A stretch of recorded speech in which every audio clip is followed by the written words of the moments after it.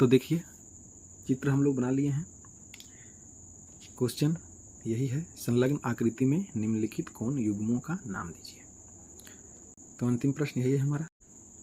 शीर्षाभिमुख कोण जब दो सरल रेखा एक दूसरे को प्रतिच्छेद करती है तो चार कोण का निर्माण हो रहा है।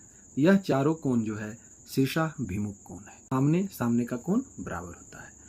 आपको ये चार कोण दिख रहा है, देखिए एक कोण, यह एक कोण, यह। इसमें दो कोण न्यून कोण होता है और दो अधिक कोण होता है। यह आमने सामने वाला अगर न्यून कोण होगा तो यह आमने सामने वाला दोनों अधिक कोण होगा। यह अगर न्यून होगा तो यह दोनों अधिक होगा। एक इसमें से और बनता है सिचुएशन जब चारों कोण समकोण बन जाता है। देखिए कैसे, जब इस तरह से एक सरल रेखा इसे इस तरह से काटती है सीधी, तो आप देख रहे होंगे, तो आप देख रहे हैं कि यह 90 डिग्री, यह भी 90 डिग्री, यह भी 90 डिग्री और यह भी 90 डिग्री। चारों कोण 90 डिग्री का बना रहा है। तो चारों कोण क्या हो रहा है? समकोण बना रहा है। तो शीर्षाभिमुख कोण या तो समकोण बनाएगा चारों कोण, नहीं तो दो न्यून कोण और दो अधिक कोण।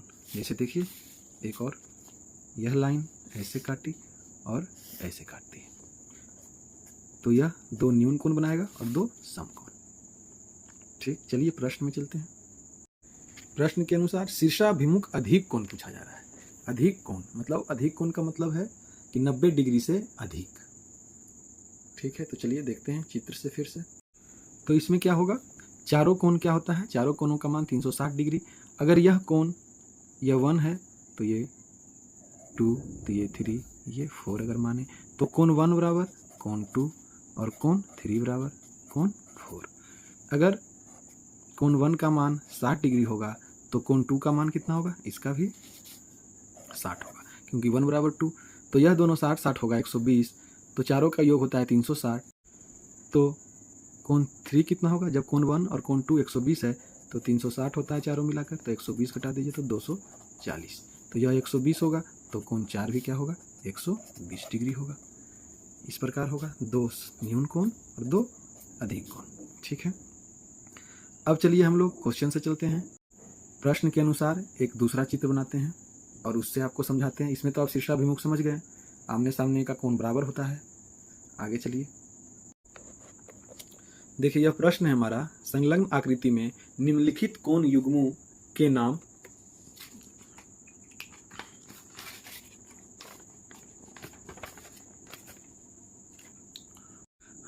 हमारा प्रश्न है, संलग्न आकृति में निम्नलिखित कोण युग्मों का नाम दीजिए।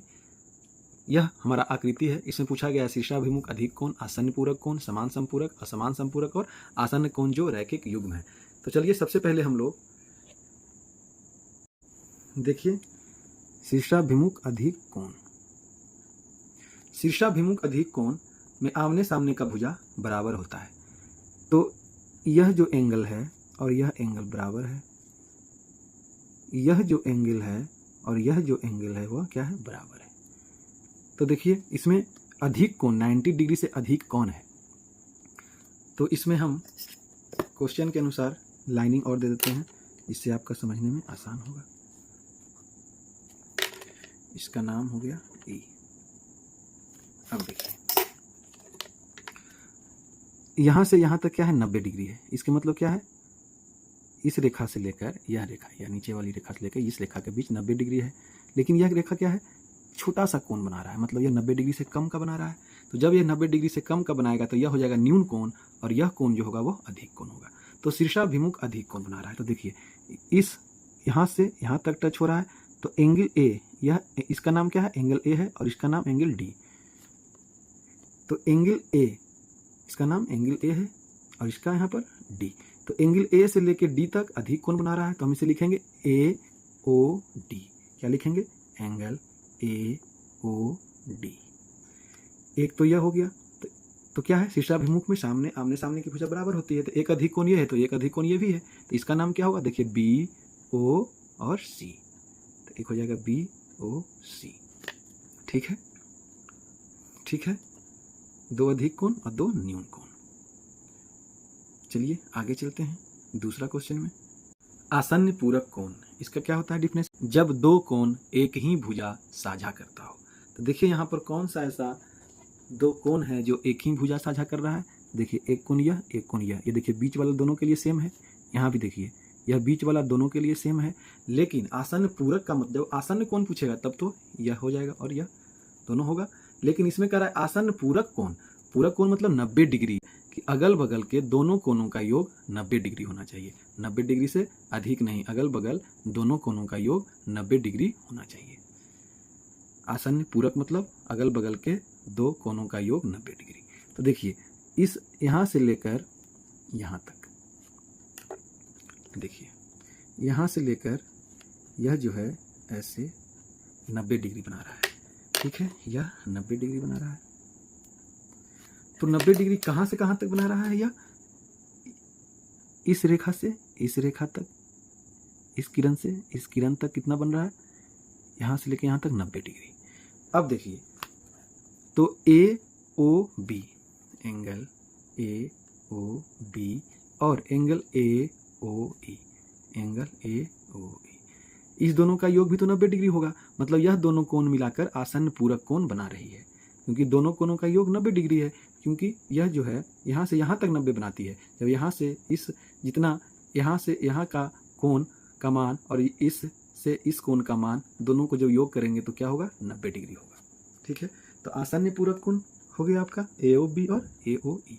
अब चलिए नेक्स्ट थोड़ा सा और देख लीजिए।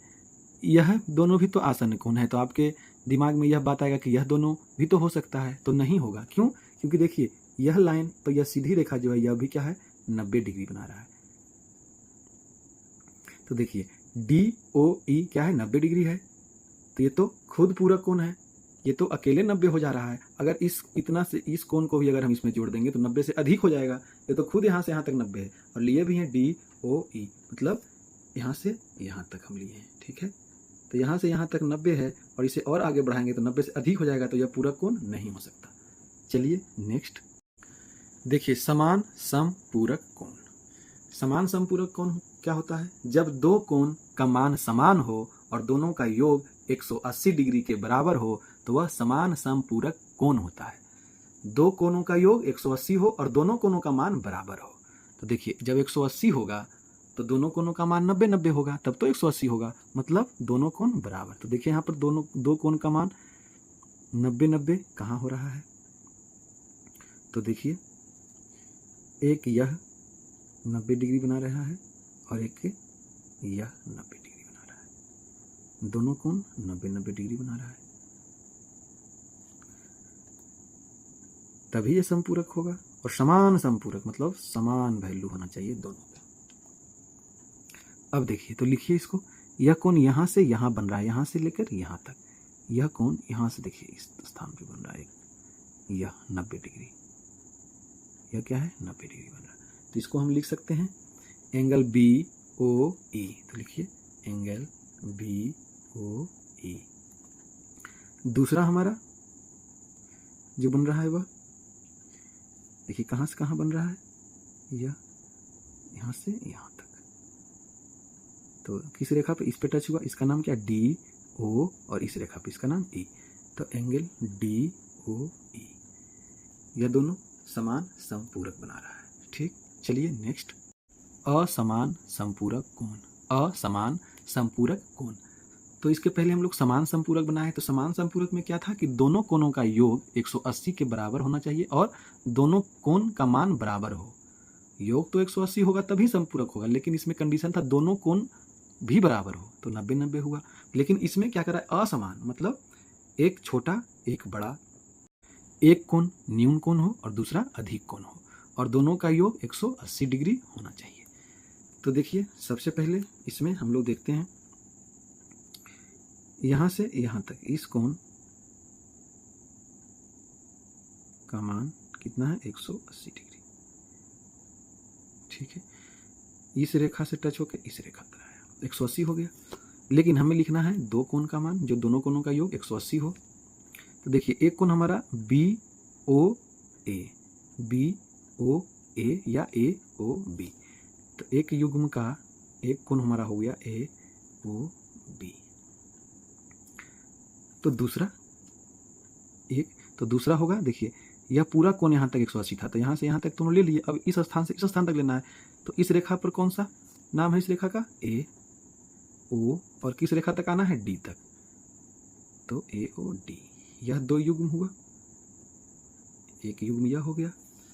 दूसरा और चेक कर लेते हैं। दूसरा चलिए, अब देखिए एक बनेगा हमारा इस कोण से लेकर इस कोण तक। चलिए इसे कलर कर देते हैं, इससे आसान हो जाए। इस स्थान से शुरू होके इस स्थान तक आया, मतलब इस भुजा A से भुजा C तक। तो पहले देखिए इस दोनों को जोड़ेंगे, AOE, तो एंगल AOE। अब इससे इस तक हो गया, तब यहाँ से यहाँ तक, तो EOC, एंगल EOC। यह हमारा दूसरा युग्म हो गया। तीसरा और देखते हैं, एक और देखिए इस स्थान पर बना रहा है A, यहाँ पर देखिए कैसे इसको लिखेंगे, AOD। देखिए इस स्थान से लाकर इस स्थान तक हम लिखते हैं AOD। अब देखिए यह एक सरल रेखा है AC क्या है? एक सरल रेखा है, तो A से C तक 180 डिग्री बनेगा। लेकिन देखिए A से लेकर लाकर हम D तक इसे रोक दिए, तो AOD। अब फिर D से लेके DOC, तो एक हमारा हो जाएगा DOC। इस तरह से हमारा तीसरा युग्म भी लिखा गया। और देखिए कहाँ पे बन रहा है, इसका नाम देते हैं 1 2, ये तीसरा युग्म, ठीक है। चौथा हमारा देखिए, हाँ देखिए मिल गया। चौथा हमारा है, देखिएगा ये देखिए 180 डिग्री, तो इसे हम लिख सकते हैं AOB। इस रेखा से यह जो भुजा है, इस भुजा से इस भुजा तक AOB, ठीक है, AOB, तो एंगल AOB एक हो गया युग्म। दूसरा युग्म इसका हो जाएगा, इस भुजा से इस भुजा तक ले लीजिए, इस भुजा से इस भुजा तक, तो BOC, एंगल BOC। यह हमारा हो गया चौथा। आपको आसानी से समझने के लिए इसे हम चौथा दे देते हैं पॉइंट। अब देखिए और कोई मिल रहा है, ये हमारा देखिए इस स्थान से यहाँ तक, देखिए यह भी 180 डिग्री बनाएगा, क्योंकि सरल कोण है और इस पर इसी कोण से शुरू हुआ। देखिए इसी भुजा से शुरू होकर इसी भुजा पर खत्म हो गया, तो यह 180 डिग्री बनाएगी। तो इसका लिखिए BOC, एक एंगल हो गया हमारा BOC। और दूसरा C इस भुजा पे खत्म हुआ, तो इस भुजा को लेंगे COD, तो एंगल COD। यह हमारा हो गया पांचवा, इसे हम पांचवा दे देते हैं। इस प्रकार से देखिए हमारा असमान संपूरक कोण लगभग लिखा गया है। अब तो ऐसा कोई कोण छूट नहीं रहा, एक बार देख लीजिए। असमान संपूरक कोण इसमें दिख नहीं रहा है कोई, तो यह हो गया। अब चलिए नेक्स्ट क्वेश्चन में, आसन्न कोण जो रैखिक युग्म नहीं बनाते हैं।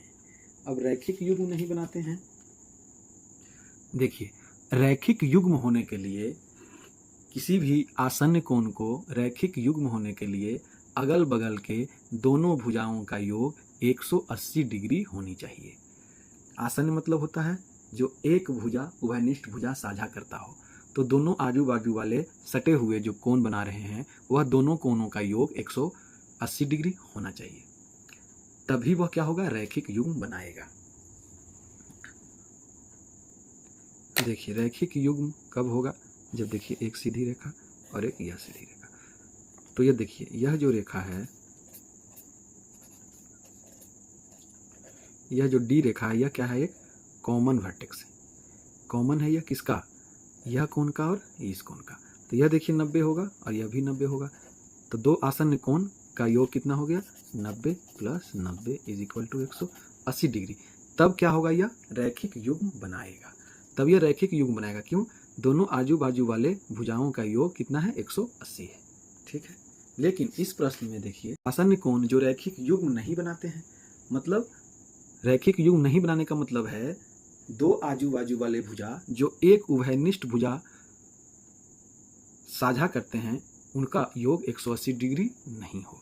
तो देखिए 180 डिग्री क्या, यह देखिए एक कितना डिग्री बनाते हैं? यह समकोण है 90 डिग्री, ठीक है 90 डिग्री। ई ओ बी 90 डिग्री बनाती है।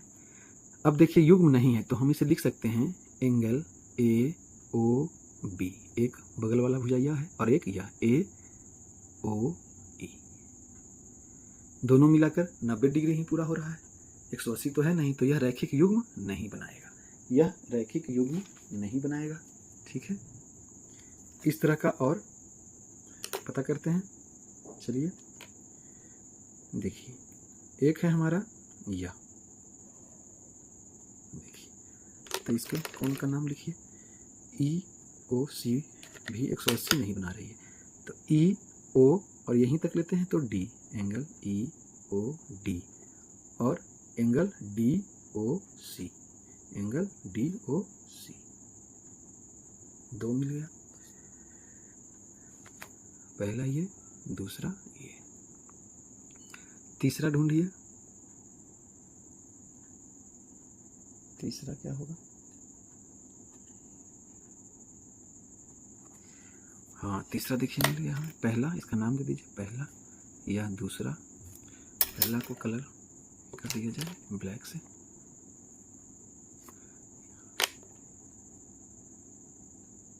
यह दूसरा मिल गया हमें, यह तीसरा भी मिल गया हमें, देखिए तीसरा है,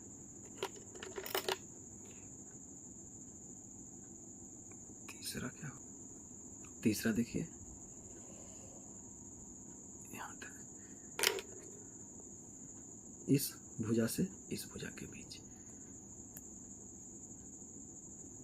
यह किरण से इस किरण के बीच भी, तो क्या नाम दे इसका, ए ओ ई, पहले यहाँ टच कर रहा है, यहाँ से शुरू किया इस किरण से और इस किरण में आके टच हुआ, तो इसे लिखेंगे एंगल ए ओ ई, तथा दूसरा, अब इससे लेंगे ई ओ और डी, इसमें टच हुआ ई ओ डी। इस प्रकार आसन्न कोण जो रैखिक युग्म नहीं बनाते हैं यह होगा। यह अंतिम प्रश्न था जिसे हमने हल कर लिया है।